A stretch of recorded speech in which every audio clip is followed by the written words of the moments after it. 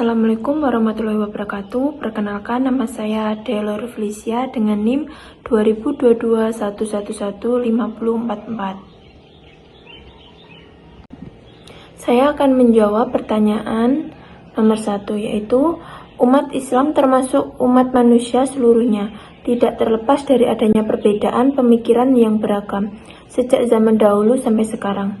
Yang A, sebutkan salah satu aliran klasik dalam Islam dan jelaskan pemikirannya. Yang B, pada ormas modern, apa perbedaan antara Muhammadiyah dengan Nahdlatul Ulama NU? Jelaskan. Yang A, salah satu aliran klasik dalam Islam adalah Ahlus Sunnah wal Jamaah. Ahlus Sunnah wal Jamaah mengacu pada orang-orang yang mengikuti sunnah, cara atau jalan yang baik dalam Islam. Definisi Ahlus Sunnah secara bahasa adalah barang siapa yang mencontohkan sunnah yang baik di dalam Islam, kemudian orang mengerjakan sunnah tersebut, maka baginya pahala dan pahala orang yang mengerjakannya tanpa mengurangi dari pahala-pahala mereka. Dan barang siapa yang mencontohkan sunnah yang buruk di dalam Islam, kemudian orang mengerjakannya, maka baginya dosa-dosa yang mengerjakan sunnah yang buruk tersebut tanpa mengurangi dosa-dosa sedikitpun pelakunya. Sahih Muslim, Tirmizi, dan An-Nasi. Yang B, pada ormas modern, Muhammadiyah dan Nahdlatul Ulama NU memiliki perbedaan yang signifikan. Muhammadiyah didirikan oleh Kiai Haji Ahmad Dahlan pada tahun 1912 dan berfokus pada pembaruan dalam bidang pendidikan, kesehatan, dan sosial. Muhammadiyah menekankan pentingnya pendidikan dan modernisasi serta berusaha untuk mengintegrasikan nilai-nilai Islam dengan perkembangan ilmu pengetahuan dan teknologi modern. Sementara yang Nahdlatul Ulama NU didirikan oleh Kiai Haji Hashim Asy'ari pada tahun 1926. NU berfokus pada pemulihan dan pemeliharaan nilai-nilai Islam tradisional, serta berusaha untuk mengintegrasikan nilai-nilai Islam dengan budaya lokal dan tradisi. NU menekankan pentingnya pengembangan keagamaan dan spiritual, serta berusaha untuk mengurangi pengaruh modernisasi yang dianggap merusak nilai-nilai Islam. Saya akan menjawab pertanyaan nomor 2. Di antara aliran transnasional adalah Ahmadiyah dan Hizbut Tahrir. Yang A, buatlah narasi tentang Ahmadiyah dan bagaimana pendapat saudara. Yang B, buatlah narasi tentang Hizbut Tahrir dan bagaimana pendapat saudara. Yang A, narasi tentang Ahmadiyah. Ahmadiyah adalah sebuah aliran kebangkitan Islam yang berasal dari Punjab, India, Britania pada akhir abad ke-19, didirikan oleh Mirza Ghulam Ahmad. Ahmadiyah menganggapnya sebagai nabi dan mahdi yang diharapkan umat Islam. Ahmadiyah menegaskan bahwa Isa al-Masih selamat dari penyaliban dan setelah itu melakukan perjalanan ke India. Mereka juga menganggap Mirza Ghulam Ahmad sebagai sosok eskatologis yang diharapkan dari tradisi agama besar lainnya. Perbedaan utama Ahmadiyah dengan Islam arus utama adalah keyakinan mereka bahwa Mirza Ghulam Ahmad adalah nabi setelah Nabi Muhammad. Hal ini menyebabkan Ahmadiyah dianggap bukan Islam oleh beberapa organisasi Islam seperti Rabitah Alam Al-Islami dan OKI. Di beberapa negara seperti Pakistan, penganut Ahmadiyah dihadapi dengan tantangan hukum dan sosial, dengan beberapa di antaranya dilarang mendefinisikan diri mereka sebagai Muslim.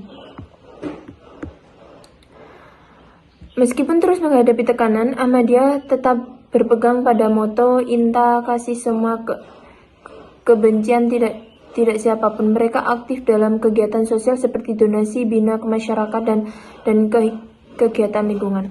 Menurut pendapat saya tentang Ahmadiyah adalah bahwa meskipun mereka memiliki keyakinan yang berbeda dengan Islam arus utama, mereka tetap berusaha untuk memperjuangkan nilai-nilai Islam dan memberikan kontribusi positif dalam masyarakat. Namun perbedaan keyakinan mereka dengan Islam arus utama telah menyebabkan kontroversi dan tekanan dari beberapa pihak. Nah, yang B, narasi tentang Hizbut Tahrir. Hizbut Tahrir adalah sebuah gerakan Islam yang didirikan oleh Taqiyuddin Nabhani pada tahun 1953. Gerakan ini berfokus pada pengembangan dan pemulihan sistem pemerintahan Islam berdasarkan Al-Quran dan hadis. Hizbut Tahrir menekankan pentingnya mengembalikan umat Islam kepada ajaran Islam yang sesungguhnya dan mengadvokasi untuk mendirikan negara Islam di seluruh dunia. Hizbut menolak sistem demokrasi dan berpendapat bahwa hanya sistem pemerintahan Islam yang dapat memenuhi kebutuhan umat manusia. Mereka juga menekankan pentingnya jihad dalam memperjuangkan ajaran Islam dan mengadvokasi untuk mendirikan negara Islam di seluruh Indonesia.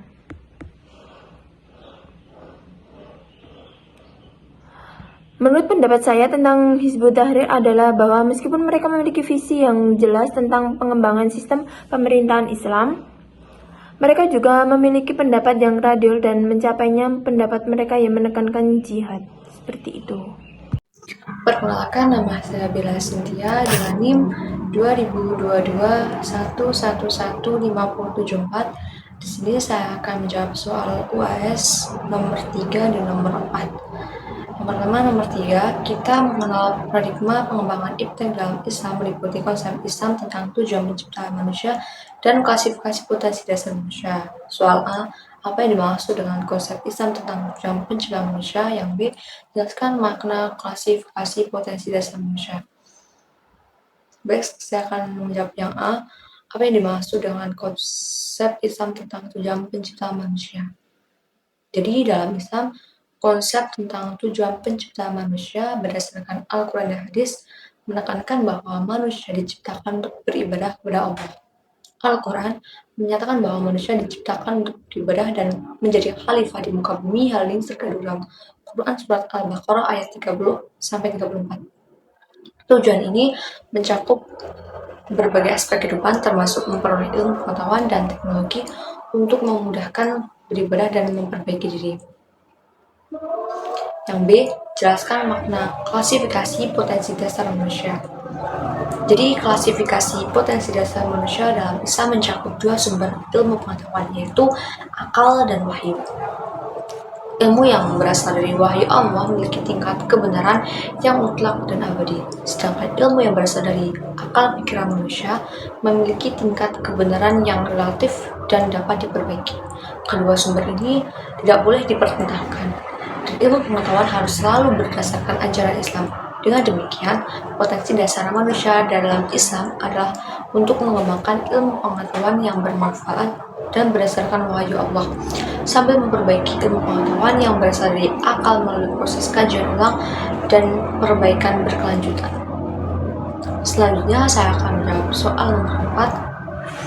Muhammadiyah mempunyai lembaga khusus yang membicarakan hukum agama, yaitu Majelis Tarjih dan Tajdid. Majelis ini mengeluarkan berbagai fatwa keagamaan yang dibutuhkan oleh masyarakat. A. Bagaimana fatwa Tarjih Muhammadiyah tentang jenggot dan cadar? Jelaskan. B.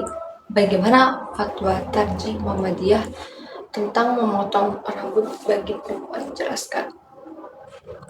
Baik, saya akan menjawab soal A. Fatwa Tarjih Muhammadiyah tentang jenggot dan cadar. Yang pertama, jenggot. Muhammadiyah tidak memiliki fatwa yang secara spesifik mewajibkan atau melarang memelihara jenggot.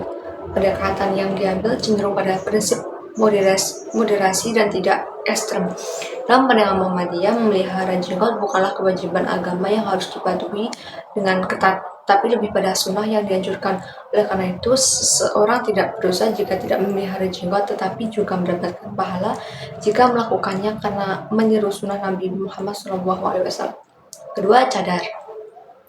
Fatwa Tarjih Muhammadiyah mengenai cadar juga tidak mewajibkan penggunaan cadar bagi perempuan.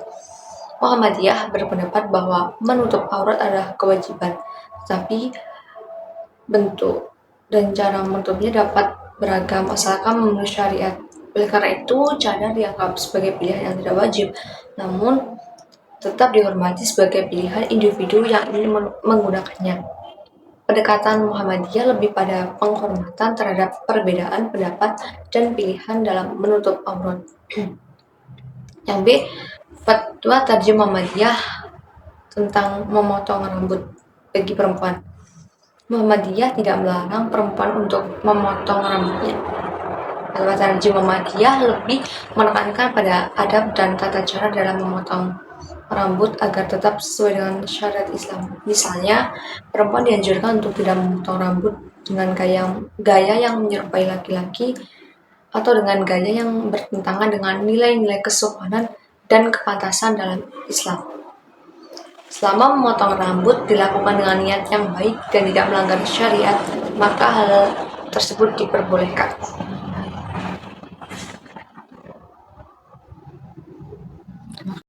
Assalamualaikum warahmatullahi wabarakatuh. Perkenalkan, nama saya Muhammad Iqbal Fadilah dengan NIM 2022111558. Nah, saya di sini akan menjawab pertanyaan nomor 5. Bacalah surat Al-Mujadilah ayat 11 beserta tartilnya dan terjemahnya.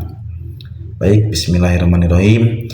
Ya ayyuhalladzina amanu idza qila lakum tafassahu fil majalisi fafsahu yafsahillahu lakum wa idza qilan suju fansuju yarfa'illahu alladzina amanu minkum walladzina utul ilma darajat wallahu bima ta'maluna khabir. Yang artinya, wahai orang-orang yang beriman, apabila dikatakan kepadamu berikanlah kelapangan di dalam majelis-majelis, lapangkanlah, niscaya Allah akan memberi kelapangan untukmu. Apabila dikatakan berdirilah, kamu berdirilah, Allah niscaya akan mengangkat orang-orang yang beriman di antaramu dan orang-orang yang diberi ilmu berapa derajat. Allah Maha teliti terhadap apa yang kamu kerjakan. Baik, kesimpulan dari ayat ini adalah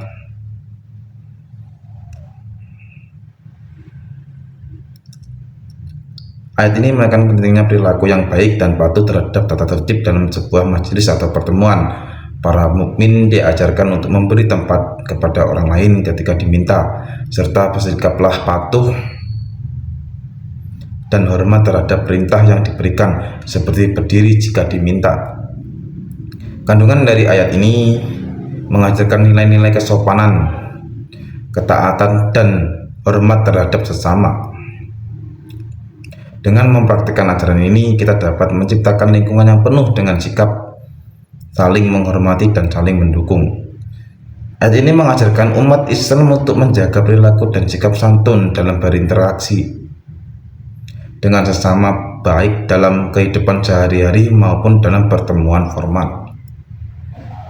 Dengan menjalankan ajaran ini, kita dapat menciptakan hubungan yang harmonis dan penuh dengan keberkahan di antara sesama mukmin. Terima kasih. Nun wal qalami mimma yasturun billahi wasabil haq fastabiqul khairat. Assalamualaikum warahmatullahi wabarakatuh.